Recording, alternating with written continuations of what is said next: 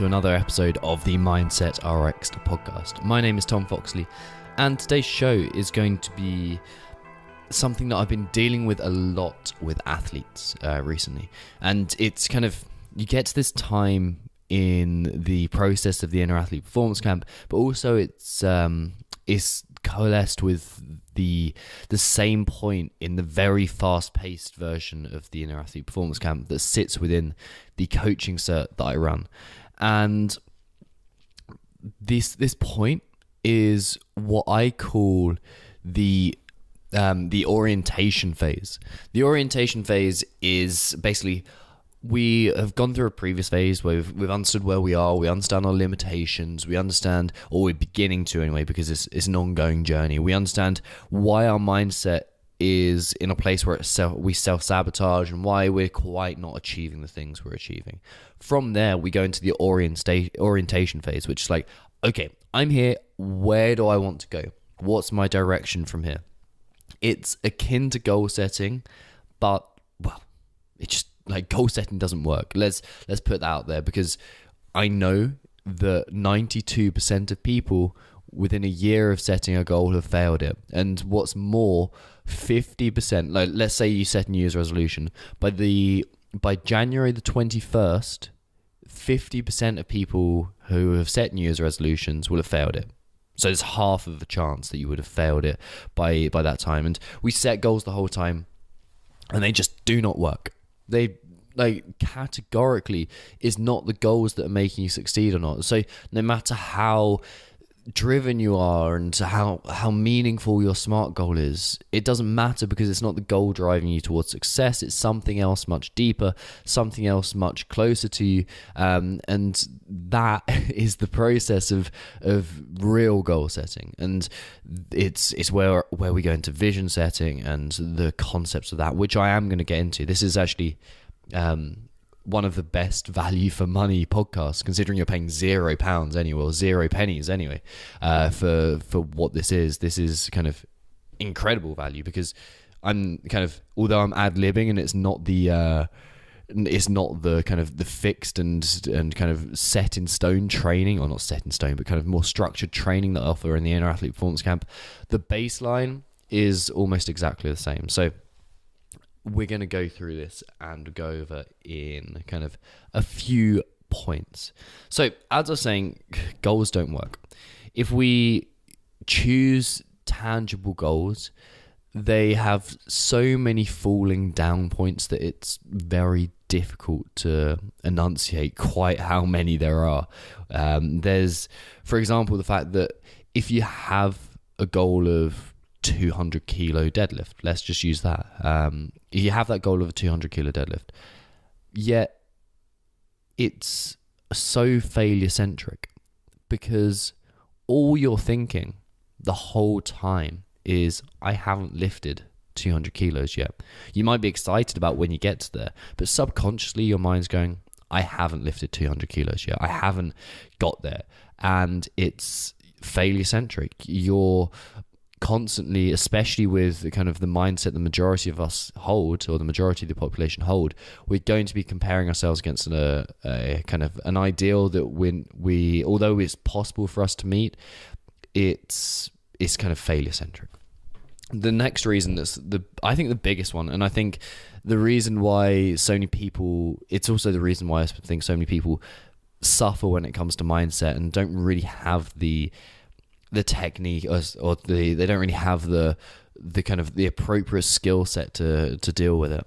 And that's because if we take that same goal of a 200 kilo deadlift, it is so focused on a destination that we first of all miss the enjoyment of the journey, but also what happens if you do or you don't hit that 200 kilo deadlift. Say you've got, like, okay, it's 12 weeks time, I want to hit a 200 kilo deadlift.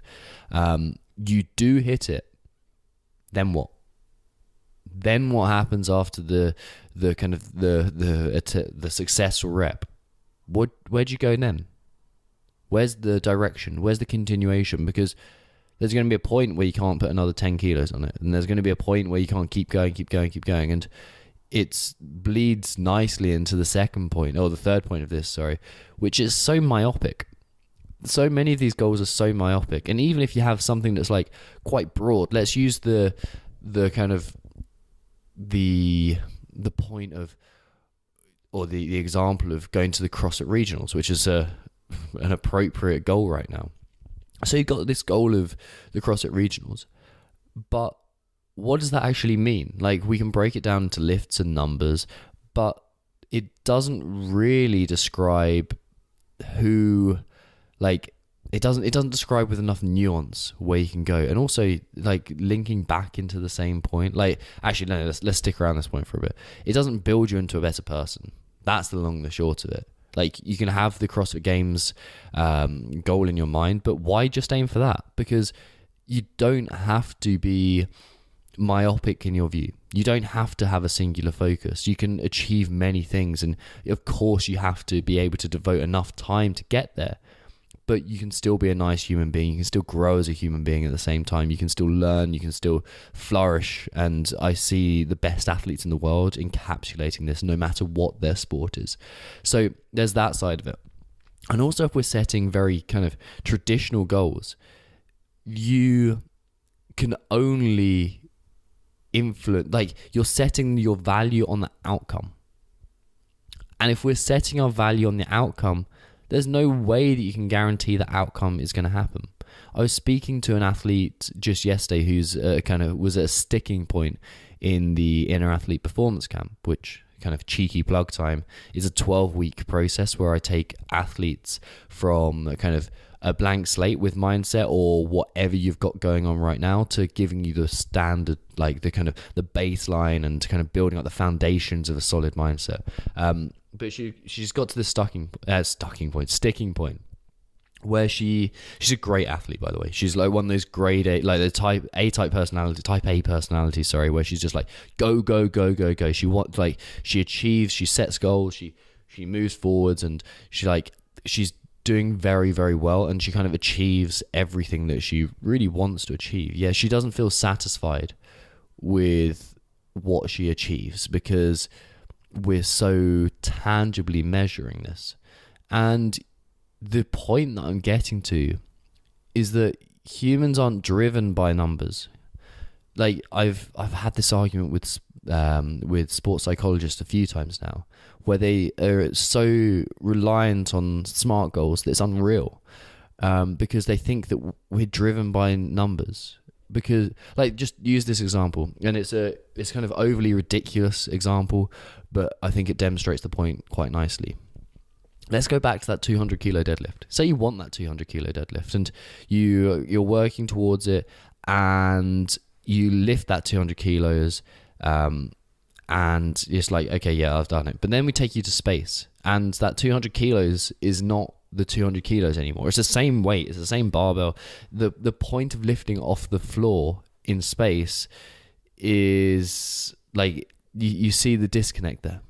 You see, like, you're achieving the same thing technically, but it doesn't mean as much. So what you're seeking isn't lifting the barbell off the floor. What you're seeking isn't a new Fran PR.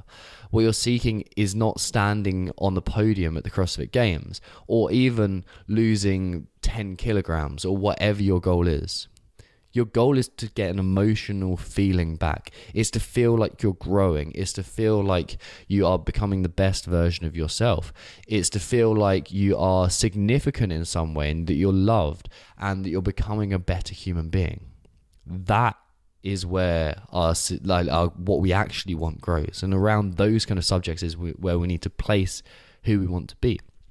And the other side of this kind of the biggest issue in the goal setting world is that, as I touched upon it a second ago, or a minute ago, but the concept of we are so valuing our own self-worth on the completion of a goal that we forget that the completion of the goal is completely out of our control. In short, we are so busy trying to control uncontrollable factors. Whereas if we have something that we can live by, and I'm kind of giving you a bit of a hint to where we're going now. If we're assessing ourselves by some principles that we live by and the type of human we want to be. We can live that in any moment. And whether we do live it or whether we don't live it is completely up to you. Okay? You can choose that now.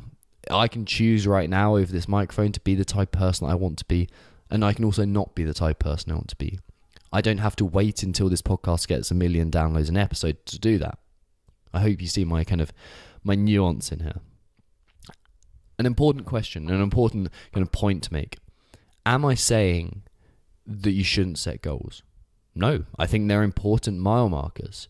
I think they are a kind of an integral piece to making it quantifiable and to assessing progress. But do I think they should be the end all and be all of your progress? No, absolutely not. They should never be that. They should be a kind of a mile marker, like I said. They should be expected and they should be, sorry, not expected, that was the wrong word. They should be viewed as just points along the road. They're just things that are going to happen as you take steps to who you want to be. So what we need is something far less myopic, something more encompassing. We need something that's far more journey-based as opposed to destination-based. We need something that we can be right now. And that comes in the form of an inspiration statement. And I use the phrase inspiration statement, but it doesn't quite sit right with me, but I'm yet to kind of sit down and figure out what that means, because I know if I'd heard that phrase like 2-3 years ago, I'd have been like, oh fuck, that's horrible, that's corny. And that's like, that would have brought out the inner hippie bashing in me.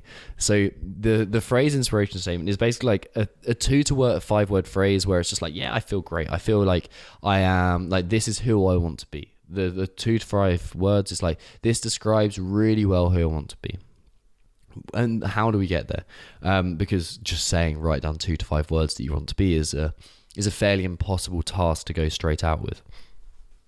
So the first step I get athletes to go through is to really write out the ideal day. What does it mean to you to be living the best version of yourself possible? Let's take logic out completely and be the dream of the type of person that you want to be. Let's talk about that for a while. Let's spend an hour, because over a lifetime, an hour is nothing. Let's spend an hour, really either on a call with me or just journaling. Who do you want to be? What are the things that you really value? If we go from a very tangible view, if you do have SMART goals, why do you want to achieve those? Or if you what are your major points that you want to hit? What are they? And then when we have those as a very measurable thing, a very real thing, we take a step back and we say, why do we want these? Why do we want these feelings? And is it because I want to be the best version of myself? Okay, you want to be the best version of yourself, but what does that mean? Who do you really want to be? What's the driving factor there? And this might seem convoluted, and you might be sitting there thinking, that's a bit too much. That's a bit too much effort, but it's not. It's really not, because when you do this, you tap into your potential. You realize your potential, and you begin to see the world slightly differently. You begin to rewire your mind and begin to think, okay, it's possible. I can change. I can move forwards. And we suddenly have an ethos to live by. We have a set of core values and principles to live by. In short, we know who we want to be. So that's the kind of the first step there, is to write out who do you want to be. And then what we do is we pluck out words or key meaningful phrases that describe perfectly who we want to be, that kind of encapsulate what we're trying to achieve, and that encapsulate the most important tenets of our vision. So it could be words like elegance. So that's kind of one of the ones that comes up to me, but it could be strength. Let's talk about strength for a while. What does strength mean to you? And once you know that concept of strength, then we can move forwards with it. We can are you living your concept? Are you living your ethos of strength now? Are you living your inspiration statement right now? Because strength has so many different phrases. My inspiration statement for my physical culture, because I have them for my physical culture, of course, but also my mindset RX and the kind of the financial side of things and the growth side of things. I have it for my personal life and my relationships with people, and I also have one for my mindset. But let's talk about my physical one, because this is the a very important thing to bring up, and I think it will give you a really good perspective of things. My inspiration statement for my physical goal is the adventurer warrior. And I know this sounds corny, almost as corny as the phrase inspiration statement. But what does it mean to me? It may be corny to you, but to me, this means everything. It perfectly describes who I want to be as an athlete, as a physical human being, because it has the adventure side of the skiing and the mountaineering and the way that I love being outside and all that kind of stuff. It has the warrior side of Brazilian Jiu-Jitsu, but included in that is also the subtle nuance of I've got to be in the best physical shape possible, which is why that I'm still CrossFitting, why I'm even increasing the amount of CrossFit that I do, because I know that's the best conditioning for that. So you can see from a very conceptual level of adventurer warrior, it breaks down to very tangible steps, but it also describes the perfect mindset that I want to be going for. So the adventurer side, being adventurous, doing shit that scares the shit out of me on a regular basis. For example, climbing Mont Blanc, the highest peak in Western Europe, is going to be one of those. And then the warrior side, like we can all imagine the samurai warrior or the Brazilian Jiu-Jitsu warrior, like athlete in that side of things, and we can even kind of extrapolate that to a stoic or like the kind of the World War II veteran, that kind of thing, the hero in some way. So that's where we go with that. You can see those words are very meaningful to me, and they might be completely irrelevant to you, and that's absolutely fine. But what I'd encourage you to do is work on this and listen to this, and kind of just go over it. And the very important point that I had to make is that you're never going to get this right straight away. It takes time. It takes so much time. It's unreal. Like the phrase adventurer warrior, despite its simplicity, it took far too long. Well, not far too long. It took a long time. It took months, literally months for me to get that phrase out, and had all different ones that had that were skirting around the subject, but that perfectly encapsulates it. So you have the inspiration statement. There's a lot of other steps here, but I've already hit almost 20 minutes, and I don't want to make this into kind of a huge training session where you have to take notes and all this kind of stuff. So just remember the key concepts of we can't keep chasing tangible goals primarily. We have to have a bigger who there. Having a why is bullshit, by the way. Let me just rant for the remaining 2 minutes or so I've got before I have to stop recording and publish this. Having a why is bullshit, because so many athletes I know don't have a good why. So many successful athletes that I know don't have a good why. And if you do, yeah, it's nice. It's really nice. But what's much more powerful about than having a why is having a who. Having who do I want to be? Being truly in touch with your self-knowledge. And that's where we need to go with that. Anyways, folks, I'm going to hang this podcast up now. Can you hang a podcast up? I don't know. Maybe you can, maybe you can't. But I'm going to give you a kind of a suggestion.